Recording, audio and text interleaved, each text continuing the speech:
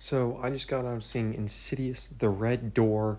This is the newest film in the very successful Insidious franchise from Blumhouse. This is a quick, short review. This movie is fine. This movie is okay at best and completely forgettable at worst. There's almost nothing that I have to completely demolish this movie, but there's almost also nothing that I have to lift this film up and for positives. On the positive side, I think Patrick Wilson does a good job directing this film. I think that with what he's given, he does a good job directing it. It feels like he has a certain style that works. He does a really good job building tension in certain scenes that are genuinely creepy and get your heart racing. He does some very good jump scares. And I think that the relationship between Ty Simpkins as the son and Patrick Wilson as the dad is very good. It's a very cool relationship that you can see as it evolves. And so it's competently made film. It's a well-made film. It's high production. It looks good. But overall, I just don't know how necessary this film is, and I think that this film, more than any of the other Insidious movies, proves that this franchise just should not have kept going past the first film. This film is essentially a complete retread of Chapter 2, which I'm not a big fan of. It was like the whole plot is them trying to remember what happened in that year when he had that coma.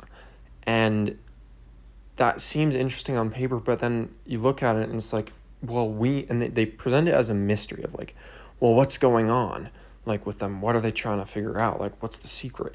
And if we didn't have Chapter 2, maybe that'd be interesting. Like, okay, what did happen afterwards? Like, because we'd walk in knowing what happened with the first film, but we'd walk in not knowing what happened with the second film because it wouldn't have exist. But we already have that movie, and so we know what happens to Patrick Wilson. We know that Patrick Wilson was nuts. So they play it as like a plot twist or like a plot reveal, and it just doesn't work at all because we've seen the other movie.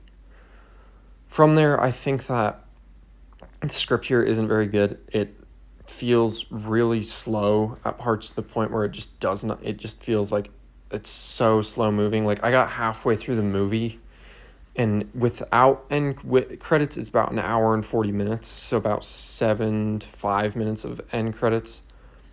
And I got to like 40 minutes in and it felt like I'd been sitting there for an hour and 20 minutes. It is really, really, really slow at times, unnecessarily slow. From there, the third act is an absolute jumbled mess. There's stuff in the trailers that it doesn't show up in the film. Like, it's weird. It feels like they just cut so much of that third act out of it. And it just doesn't work where they meet up together and Patrick Wilson and Ty Simpkins, and then they escape and like no consequences, no nothing. And like the entire third act goes by in like 10 minutes. It's kind of baffling. They do nothing to add to the mythology. They don't try and develop the lipstick demon any more than they have already done. They don't try and introduce like new demons, or they don't try and bring anything in. Even the character that was even the character, like at the end of it, Insidious Chapter 2, there's Elise goes to this house and then she stands and she sees something, but we don't get to see it. And she's like, oh my God. And leading us to believe that there's another threat for the Lamberts. And I thought maybe they'd introduce that in this film. They don't. There's absolutely nothing here to introduce that. From there, I mean, just there's a certain cameo at the end of the film that just feels kind of shoehorned out of place and just doesn't work. And then I really missed Elise in this film. This movie has barely any Elise in it.